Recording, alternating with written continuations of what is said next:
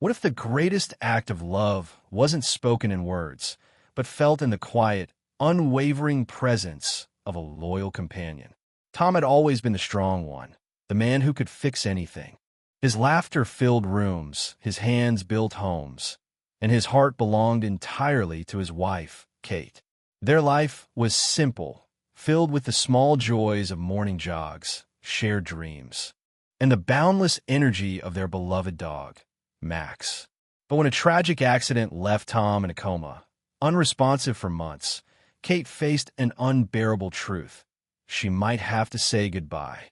Yet, on the brink of losing everything, a desperate act of devotion would defy science, silence doubt, and challenge fate itself. Could a dog's love bring a man back from the edge of oblivion?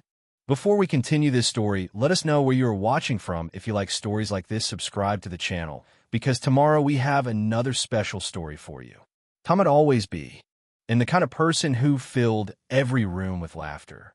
Tall and broad-shouldered, he was known around town as the man who could fix anything.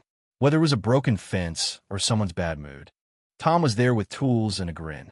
For years, he and his wife Kate lived in a modest home on a quiet street, surrounded by a small flower garden and a white picket fence.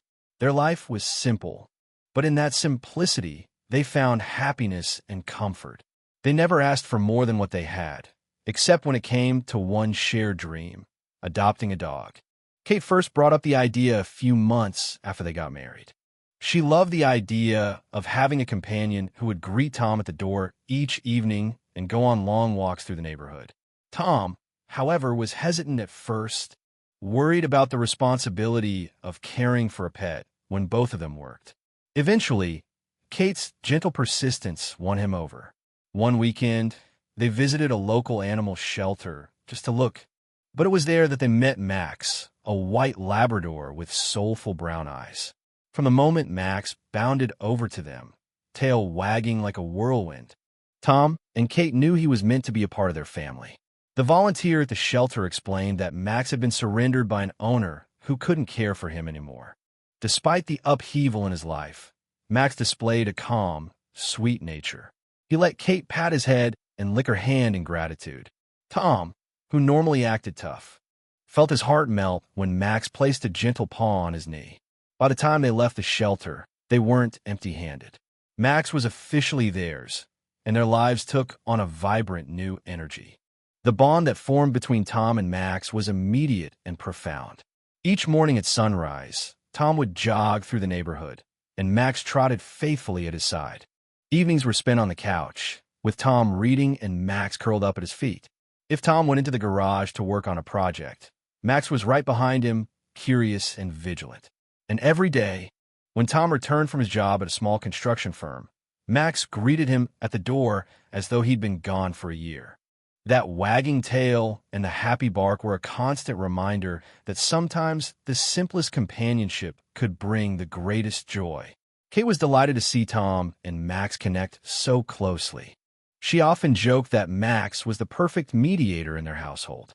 On the rare occasions Tom and Kate disagreed, Max would sense the tension and nudge them both with his nose, coaxing them to turn their raised voices into laughter. Whenever Kate felt stress from her job at the local bakery, Max would sit at her feet, watching her with sympathetic eyes. Their home became a haven of love and understanding, largely because of Max's presence. Life seemed perfect until one rainy night when Tom was involved in a serious accident on his drive home from work. A pickup truck skidded on a slick highway and collided with Tom's car, sending it spinning. Paramedics rushed him to the hospital, where it was discovered Tom had suffered a severe head injury. The doctors performed emergency surgery, but complications arose, and Tom slipped into a coma. Kate's world collapsed around her as she stood in the cold, sterile hallway, waiting for any sliver of hope that Tom would pull through. Days turned into weeks, and weeks into months. The doctors spoke gently but gravely to Kate. They told her that Tom's brain activity was minimal and that the machines were now doing most of the work to keep him alive. At first, Kate clung to the idea that Tom would awaken, convinced that her strong, capable husband was far from done with life. But the beeping monitors and the steadily draining expressions of the medical staff eroded her optimism.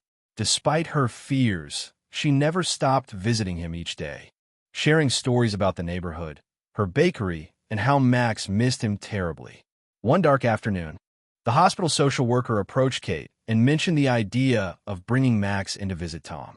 It was an unusual request, but the social worker believed it might offer some emotional comfort, even if only for Kate. After all, animals often had a calming effect in hospital settings. Kate was hesitant at first. She worried that seeing Tom in a coma, connected to tubes and wires, might upset Max. Yet the thought of reuniting Tom with his loyal friend, even in such a heartbreaking scenario, finally won her over. What Kate couldn't anticipate was the chain of events that would soon unfold. A sequence of moments that would challenge every grim prognosis and remind everyone that love can sometimes triumph against the impossible. On a brisk, overcast morning, Kate led Max through the sliding doors of the hospital. The usually lively Labrador moved cautiously, his nose twitching at the antiseptic smell of the corridors. But this environment felt different, heavy with quiet tensions and hushed voices. Kate signed in at the reception desk and showed the special permission slip she'd received from the hospital administrators. They had agreed to let her bring Max in under strict supervision. The nurse behind the desk directed them to the elevator. As Kate pressed the button, she looked down at Max. He gazed back at her, tail still, as though sensing the seriousness of their mission. The elevator doors slid open with a soft ding, and Kate led Max inside. Other passengers offered sympathetic smiles, but kept their distance. Hospitals were not places of casual chatter, especially on floors where patients fought for their lives.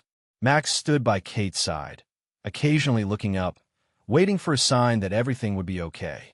Kate stroked his ear gently, whispering soft reassurances. She hoped Max would remain calm when he saw Tom, not fully knowing how her beloved dog would react to all the machines. When they reached Tom's room, a couple of doctors were already there, discussing charts and adjusting the intravenous lines. The steady beep of the heart monitor provided an eerie soundtrack, accompanied by the soft hiss of the ventilator. One of the doctors, wearing a kind but tired expression, glanced at Kate and nodded in greeting. Kate felt her heart tighten as she recognized the somber look on his face, a look that spoke of final options and difficult decisions. Max let out a low whine as soon as they entered. He'd never seen Tom so still. Months had passed since their last morning run or playful game of catch. Machines surrounded him, blinking, humming, and whirring. Tubes ran from his arms, and a ventilator helped his lungs draw breath. Kate had to compose herself before stepping closer to the bed. "Hey, baby," she whispered to Tom, as if speaking to him in a normal day-to-day conversation. "I brought Max. I thought maybe you'd want to see him." She glanced down at Max, who stood attentively by her side. The doctor finished his brief inspection of Tom's chart and quietly excused himself, leaving Kate and Max alone with the beeping monitors. The air felt charged with unspoken emotion. When Kate gently tugged on Max's leash, he took a cautious step forward, approaching the bed. He placed his front paws gingerly on the mattress, his nose hovering near Tom's outstretched hand. For a moment, Max simply stared, as if trying to recall every memory they had shared, jogging in the neighborhood, wrestling in the yard, and curling up at Tom's feet for a nap.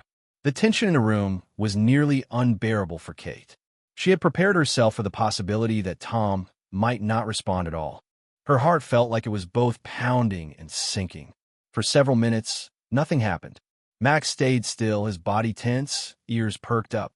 Kate could see the reflection of the heart monitor on the stainless steel surfaces, regular, persistent beeps that neither rose nor fell. Then, Max rested his head on Tom's chest. Kate expected him to wag his tail or let out a soft, comforting whine, but he did neither. He simply lay there, breathing steadily, as if guarding Tom's heart with his own presence. Minutes passed, each one feeling like an eternity. Nurses peered in through the door, some smiling softly at the scene, others shaking their heads, saddened by the inevitability of the situation. Kate felt tears build in her eyes. She had come to terms, albeit hesitantly, with the doctor's prognosis. Tomorrow, the family was supposed to decide whether to continue life support or let Tom go peacefully. Just then, the head nurse stepped in. She signaled that it was probably time for Max to leave, as visiting hours for animals were limited.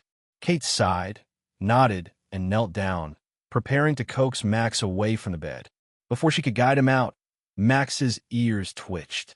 His entire posture changed, becoming alert and almost defiant. A low, determined bark broke the stillness. Max barked again, refusing to quiet down despite Kate's whispered pleas. He jumped up and nuzzled Tom's face, gently at first, then more insistently, as if he were trying to awaken him from a deep sleep. Startled, Kate clutched Maxlich, unsure of how to handle this sudden outburst of energy. She worried Max might accidentally dislodge one of the tubes. To everyone's shock, the heart monitor began to spike. The once steady line started to register more pronounced beats. One of the nurses rushed to check Tom's vitals, exchanging frantic looks with another staff member. Kate's breath caught in her throat as she noticed the faintest twitch in Tom's fingers. She could hardly believe what she was seeing. A flurry of medical staff poured into the room in seconds. Doctors in white coats, nurses with stethoscopes bouncing against their chests, and even a passing specialist who overheard the commotion all gathered around Tom's bed. Alarms from the machines began to blare in a cacophony that mingled with urgent voices. Kate stood frozen, her mind struggling to make sense of what was happening. Max refused to move from Tom's side. His barking had turned into a series of urgent whimpers, his gaze fixed on Tom's face as if urging him to come back. Kate reached for Max, but he only pressed closer, his paw now resting on Tom's arm. One of the nurses looked over at Kate, her eyes wide with both shock and a glimmer of hope. In that moment, the possibility that something miraculous was unfolding rendered everyone speechless. "His blood pressure is rising," announced one of the doctors, his tone laced with incredulity. A nurse confirmed the readings, her voice trembling slightly as she relayed Tom's improving vitals. The once flat or gentle arcs on the monitor began to form peaks, signifying that Tom's heart rate was strengthening. Another piece of equipment showed an uptick in oxygen saturation, a sign that Tom's lungs were beginning to work more effectively, even if still aided by the ventilator. Kate's heart thudded so loudly she could almost hear it. She realized she hadn't taken a breath since the moment Max started barking. Slowly, she exhaled, tears now streaming freely down her cheeks. She stepped closer to the bed, placing a trembling hand on Tom's forehead. The doctors, equally stunned, began running quick neurological tests. Their faces, which had earlier worn expressions of resignation, now glowed with tentative optimism. Dr. Benson, the lead physician overseeing Tom's case, pulled Kate aside and explained quietly that while the sudden surge in vitals was extraordinary, they needed to remain cautious. "We don't want to raise false hopes," he said gently, though his eyes betrayed a spark of genuine excitement. "But this is definitely unexpected. We need to monitor him closely over the next few hours. We'll run more tests to see if there's any meaningful change in brain activity." Kate nodded, barely able to speak. She stroked Max's back, whispering her gratitude. "I don't know how you did that," she murmured, her voice shaking. Then she leaned in closer to Tom, her lips near his ear. "Honey, can you hear me? We're right here," she breathed. Max whined softly, as though adding his encouragement. Even with the surge in vital signs, Tom remained unresponsive for the next hour. The medical team carefully adjusted his medications and checked his scans, looking for any sign of emerging consciousness. Kate sat by the bed, Max lying at her feet, both of them watching every subtle shift in Tom's face. The beep and hum of machinery dominated the space, yet the mood was different.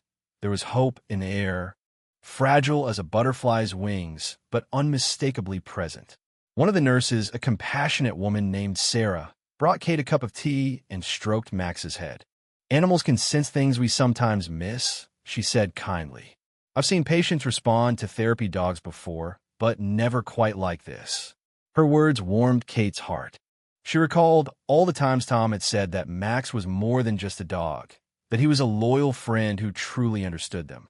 Night fell, and the once bustling ward grew quieter. Many of the staff had gone home, replaced by the night shift who had heard rumors of the remarkable incident in room 232. Dr. Benson instructed Kate to get some rest, but she insisted on staying. A few chairs were pushed together so she could recline near Tom, and Max was given a comfortable spot on a blanket at her side. Despite the tension, the environment felt strangely peaceful.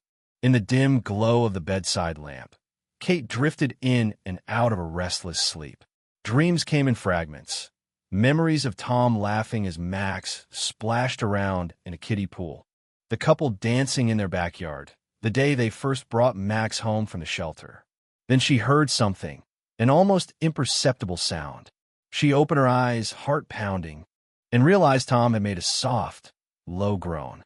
Bolting upright, Kate reached for Tom's hand. Max, awakened by Kate's sudden movement, stood, his ears perked. The monitor started picking up more consistent heart rhythms, no longer weak, but far more stable. Kate could hardly believe her eyes when she saw Tom's lips part slightly, as though he were trying to speak. She leaned forward, tears already welling up again, her breath catching with each second of anticipation, just as she was about to call out for a nurse. Tom's fingers flexed under her hand. His eyelids fluttered, struggling against the weight that had kept him locked in darkness for so long. Kate gasped, hardly daring to hope that this was real. All the while, Max stood by the bed, tail wagging in hesitant, cautious movements. This was a moment he, too, seemed to sense was monumental. Kate pressed the call button repeatedly, her pulse racing. Within moments, a night shift nurse hurried in, nearly dropping the clipboard in her haste. One look at Tom's flickering eyelids and struggling attempts to move was all it took for the nurse to summon more help. Max shifted aside to give the medical staff room, but remained close enough that he could still watch over Tom. The next few minutes were a swirl of activity. A respiratory therapist checked the ventilator settings. Another nurse carefully lifted Tom's eyelids to shine a small flashlight, checking for pupil reactions. Dr. Benson, alerted by the emergency page, rushed in with hair slightly askew from a quick awakening. The question on everyone's mind was the same. Was Tom truly coming out of coma? When Tom's eyes finally cracked open fully, Kate let out a sob of relief. She could see a flicker of recognition in his gaze, like he was struggling to remember something just out of reach. He made a faint attempt to speak, his voice trapped behind a dry throat and months of silence. Dr. Benson placed a hand on Kate's shoulder, guiding her gently back so he could address Tom. "Tom, can you hear me?" the doctor asked, his voice calm yet urgent. "If you can, blink or try to move your fingers." Tom's gaze wandered around the room, disoriented, before eventually resting on Kate. Slowly, painfully, he blinked. Once, then twice, and a tear escaped down the side of Kate's face. She couldn't hold back her joy, her hope. This was a moment she feared would never come. Muksh whined, wagging his tail in earnest this time. He stood poised, as if ready to leap onto the bed and shower Tom with affectionate licks. Dr. Benson motioned for Kate to speak, hoping a familiar voice would ground Tom in reality. She swallowed hard, trying to steady her emotions. "Honey," she began softly, leaning close so Tom could hear her without straining. "It's me, Kate. We're all here. Max is here, too." At the mention of Max's name, Tom made the smallest tilt of his head, almost as if looking for him. The dog let out a single bark, followed by a series of soft whimpers, then placed his paws gently on the edge of the bed.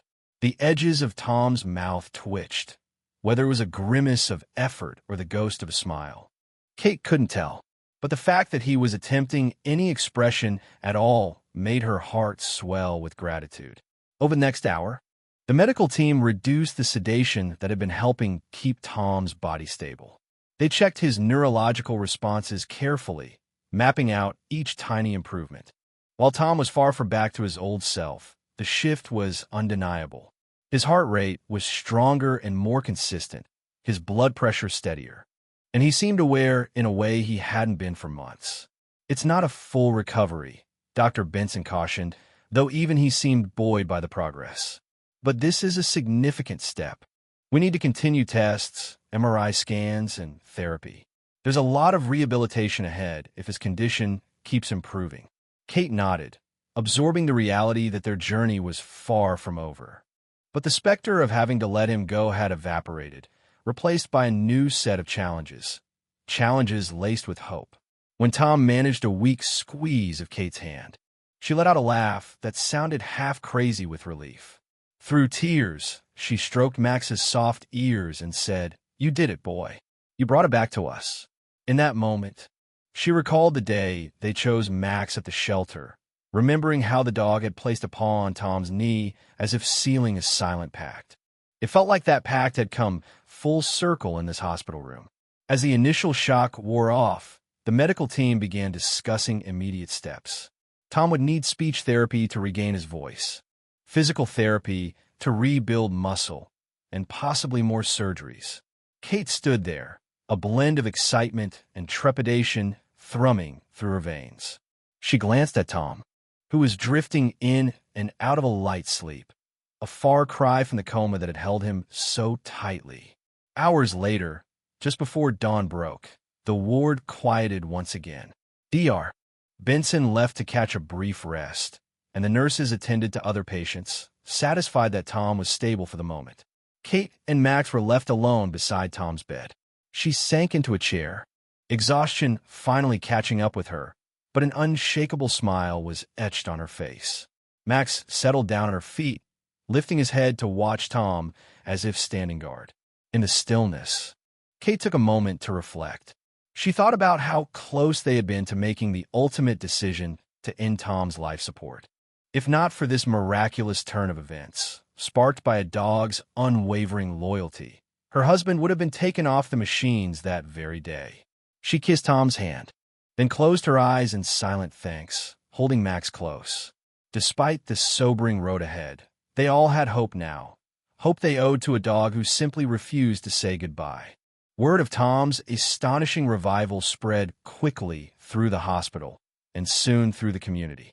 Staff members who had worked with him for months on end, watching his unchanging condition, began stopping by his room to see the man who had seemingly cheated fate. Kate found herself repeating the story again and again, describing how Max's persistent barking and unyielding devotion coincided with Tom's sudden upswing. Some doctors called it a lucky anomaly, while others quietly wondered if there might be more to it than modern medicine could explain. Tom's days became a blur of medical evaluations. Physical therapists taught him gentle exercises to begin moving his limbs again, while occupational therapists introduced small tasks to help rebuild motor skills. Even the act of gripping a cup of water felt monumental. Though he still tired easily, Tom fought through every session with a determination that reminded everyone of the man he had been, strong, kind, and perpetually optimistic. Kate was a constant presence at his side, offering words of encouragement, feeding him spoonfuls of broth when his strength waned, and adjusting pillows to support his back. Max, meanwhile, was given special permission to remain in the hospital longer than initially scheduled. The staff couldn't overlook how the dog's presence seemed to boost Tom's spirits and possibly his physical progress. Hospital policy was bent just enough to accommodate the furry companion whose loyalty had, in many eyes, become legendary. In quieter moments, Tom struggled with confusion and memory gaps. He remembered Kate, Max, their home, and their day-to-day life, but some details blurred in his mind. He often woke up disoriented, unsure of how long he'd been asleep or why his limbs felt so weak. Yet whenever Max nuzzled him or placed a paw on his bed, Tom's eyes cleared for a moment, as though a spark of recognition shot through him. Dr. Benson and the team measured every small milestone. Tom's improved grip strength, the first time he managed to say Kate's name in a rasping whisper, the day he laughed quietly when Max licked his hand. These might have seemed insignificant to an outsider, but to Kate, they were miracles. Each sign of recovery also reminded her of how fragile life could be and how close they had come to a different, darker outcome. Eventually, Tom was deemed stable enough to leave the ICU and move to a general recovery ward. Though he still required extensive therapy, the relentless beep of machines and the tight restrictions of intensive care gave way to a slightly calmer environment. Nurses fussed over him like old friends, bringing him cups of juice with extra ice, or adjusting the windows so he could catch a glimpse of sunlight. Max usually lay curled at the foot of the bed, content to be near Tom at all times. Kate took to journaling each new day, determined never to forget the sequence of events or the profound sense of gratitude she felt. She documented the first time Tom managed to lift a spoon by himself post-coma, and the exact minute he whispered Max. She wrote down the day she received the news that Tom could eventually return home, though he'd require outpatient therapy. Every entry ended with a reminder to herself: cherish every breath, every moment, because miracles can happen. After several weeks, the time came for Tom's discharge from the hospital. The hallway buzzed with excitement as a small group of nurses and doctors gathered to bid him farewell. Clad in a wheelchair, Tom gazed around with a humble smile, blinking back tears. Kate stood behind him, her hands resting gently on his shoulders, while Max sat obediently at Tom's side. The dog wore a look of pride, or so Kate liked to imagine. As they passed through the hospital doors, sunlight flooded the entrance, and Tom inhaled deeply, savoring the fresh air that felt foreign after so many months indoors. Though he still had a journey of therapy and healing ahead, the day marked the beginning of a new chapter in their lives, one shaped by the extraordinary bond between a man and his dog. The ride home was surreal. Kate drove slowly, ever mindful of Tom's fragile state, but also filled with joy she could scarcely contain. Max peered out the window, ears perked, sensing that something momentous was happening. When they finally reached their house, Tom struggled to stand from the wheelchair, assisted by Kate. He gazed at the white picket fence, the small flower garden, and the familiar porch steps. It was as though he were seeing them all for the very first time. With careful steps, he made his way to the front door. Max trotted alongside him, the jingle of the dog's collar echoing in the stillness of the afternoon. Kate unlocked the door, and they all stepped inside, welcomed by the soft hum of a home that had missed their presence. The living room light fell on the couch where Tom used to lounge with a book while Max dozed at his feet. The memory nearly overwhelmed him with emotion. Tom sank onto the couch with a weary breath. Kate joined him, laying a gentle hand on his shoulder. Max hopped up with surprising grace, resting his chin on Tom's leg. A brief silence passed between the three of them, filled with the quiet acknowledgement of how precious this moment was. Eventually, Tom turned to Kate, voice still hoarse but steadier than before. "I wouldn't be here without him," he said, nodding down at Max. "He didn't come to say goodbye. He came to bring me back." Life in the days and months that followed settled into a new rhythm. Tom continued to regain his strength, inch by inch, celebrating each day he could walk a little farther, speak a little clearer, and laugh a little louder. Kate remained his constant support, their bond fortified by a shared sense of wonder and gratitude. Max was, as ever, the steadfast companion who had seen Tom through his darkest hours and refused to give up on him when everyone else had nearly lost hope. Nobody could fully explain the medical reasons behind Tom's sudden improvement. Perhaps it was simply coincidence, a random surge in his body's healing process. But for those who witnessed the moment Max barked beside Tom's hospital bed, the truth was far more profound. The dog's unwavering devotion seemed to bridge the gap between despair and possibility, reminding everyone that compassion and loyalty can hold the power to spark miracles. In time, the story spread beyond the hospital walls. Neighbors, friends, and even strangers found comfort in hearing how a gentle Labrador named Max had refused to say goodbye, and through some mysterious blend of love and instinct, helped bring Tom back to the world of the living. Though Tom and Kate never sought attention, they realized their experience resonated deeply with those searching for hope amid seemingly impossible circumstances. Tom continued with his therapies, determined to rebuild the life he almost lost. Kate savored each moment of progress, often reflecting on the narrow line between heartbreak and second chances. And Max, in his gentle, unassuming way, continued to greet each day with a wagging tail and an open heart, reminding them that sometimes what you need most is simply the love that refuses to let you go. If you liked it, subscribe to the channel so you don't miss the next stories.